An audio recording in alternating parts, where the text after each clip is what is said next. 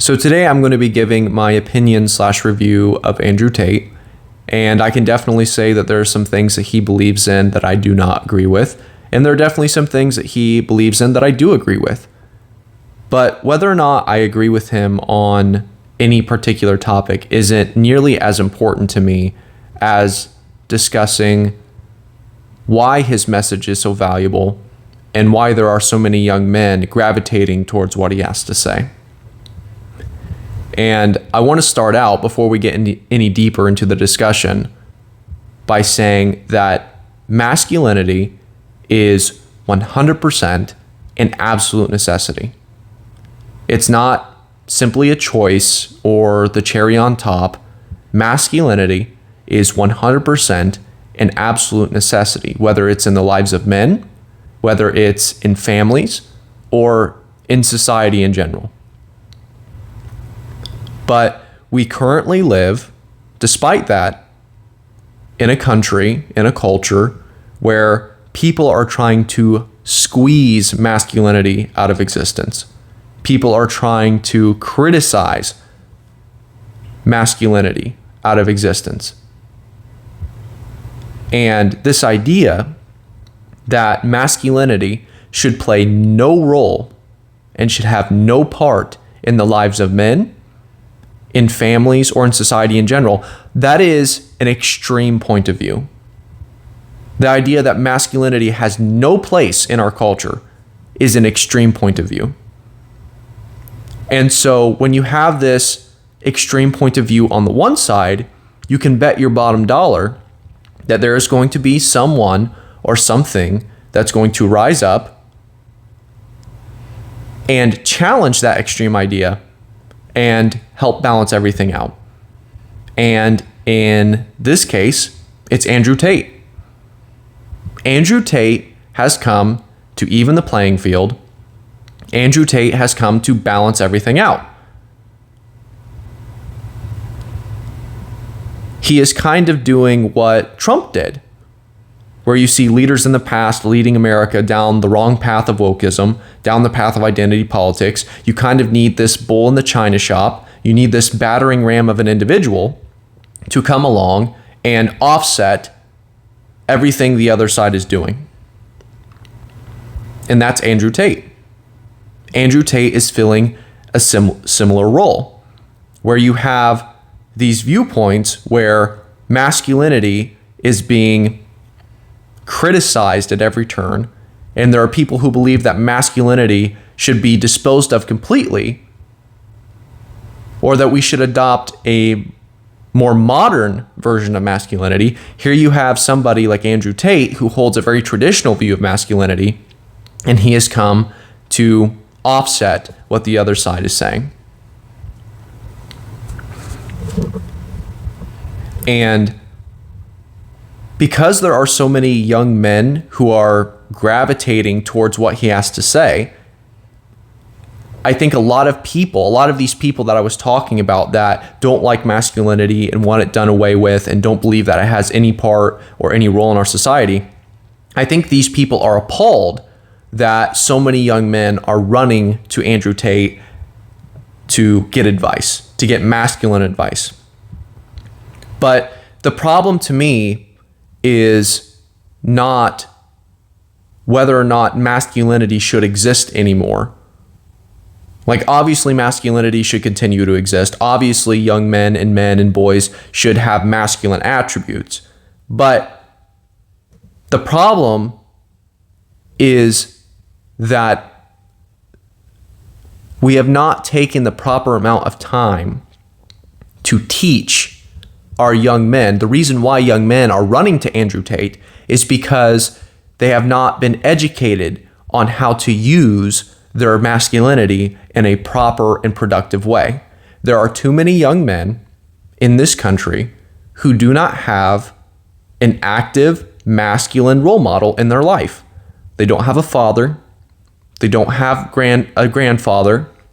They don't have uncles or a pastor or a friend who can educate them and teach them how to use their masculinity in a positive way in their own lives, in their families' lives, or in society in general. And that is why these young men are gravitating towards somebody like Andrew Tate. Like I said earlier, masculinity is 100% an absolute necessity. And it's a necessity in the lives of young men. And so I guess you could say that there is a hole, there is a void there. There is a desire, there is a hunger for masculinity in the lives of young men. And if they do not receive it on a regular basis, if they do not receive the education, if they do not receive the source, if they do not receive teachings and positive masculine reinforcement in their life, they will go wherever they need to go to find masculine advice, to find a masculine role model. And that is why Andrew Tate is so popular. And that is why he is so successful. It's not because these young men want to take part in toxic masculinity. The reason why Andrew Tate is so popular is because they have no other alternative. There's nobody else teaching them how to be a man. There's nobody else teaching them how to be masculine. That is the real problem. The reason why somebody like Andrew Tate can thrive on the internet is because we have failed as a nation. Fathers have failed collectively to educate their sons on how to be masculine men and how to use that masculinity for the greater good of their own lives and for their families and for society in general. Young men will go wherever they need to go to fill that void. And if it just happens to be Andrew Tate, then that's where they're going to go.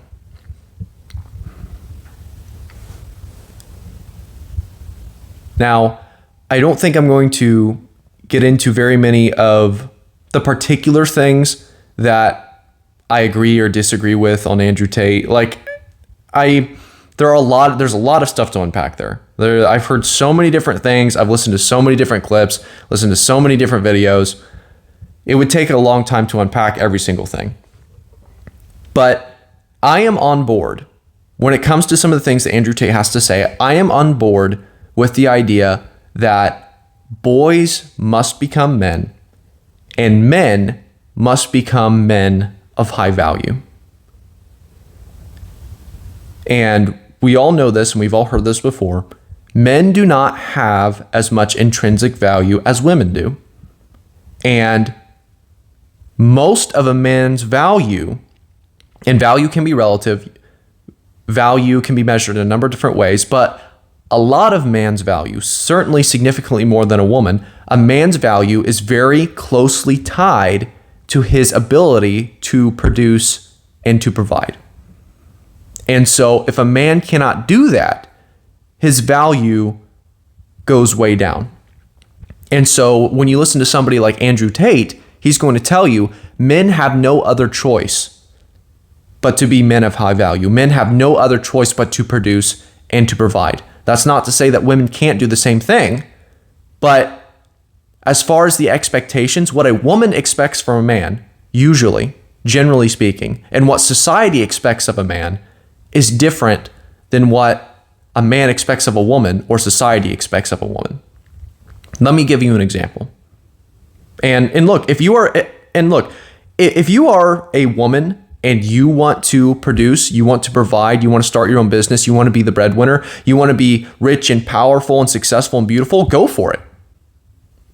This is not an attempt to force women to quit pursuing all those things. This is not an attempt to discourage women from pursuing all those things. But here's the example. If you are a woman and you are chasing all of these things and you spend 10 years building your empire, and after 10 years, you're like, this isn't all what it's cracked up to be. Maybe I want to start a family. Maybe I want to give up on this providing and producing and creating for myself. Maybe I just want to do something else. Maybe you haven't been able as a woman to produce and provide like you thought you would have been able to. Maybe your business failed. If you get to that point in your life, a woman is able to step out of that role of power and step into the role of a traditional woman, of a traditional caretaker, and she will still be considered a high value woman, and she will still be able to find a spouse. She will still be able to find a man. She will still be able to have a family, even though she gave up on the being successful, being rich, being powerful path.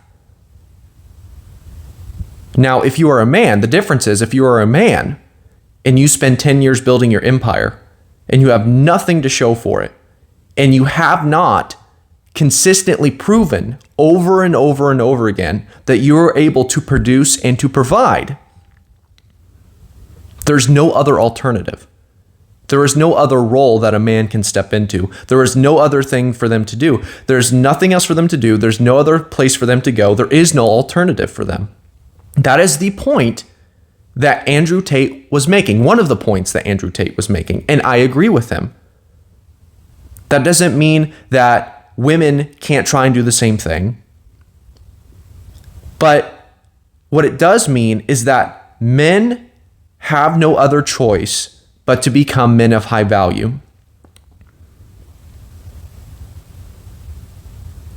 Because if a man is not able to provide and produce, their value goes way down. And what Andrew Tate is saying, that's the only choice men have. And you might not like it. You might not necessarily agree with it. You might not think that's fair. And if we're going for a completely equal society where everything is even between men and women, then it isn't fair. But it is the reality. The reason why somebody like Andrew Tate can become instantly popular and instantly successful when it comes to talking about masculinity and the roles of men and women in society is because there is a lot of truth in what he is saying. Okay? But he is somewhat, I guess if I could say a negative thing, he is somewhat over-exaggerated. Andrew Tate is an over-exaggerated response to the demasculinization of the United States. I don't think you should judge your friends or choose your friends based upon whether or not they like sparkling water. I don't think that you have to call women a bee all the time. I don't think you have to go around calling women a female dog all the time. I don't think that's a part of masculinity. I don't believe that having multiple partners and sleeping around and having, multiple women in your life at any given time, I don't think that that's a sign of masculinity. I don't think you have to do those things to be a masculine man. Those are some of the things that I disagree with in terms of lifestyle. But again, the reason why Andrew Tate can pull in such an audience is because, first of all, there is an extreme resistance to the idea of masculinity. Second of all, there are a lot of young men who are thirsty for a masculine role model. And third of all, there is a lot of truth to what he is saying. That is my opinion. That is my observation. That is my review of Andrew Tate.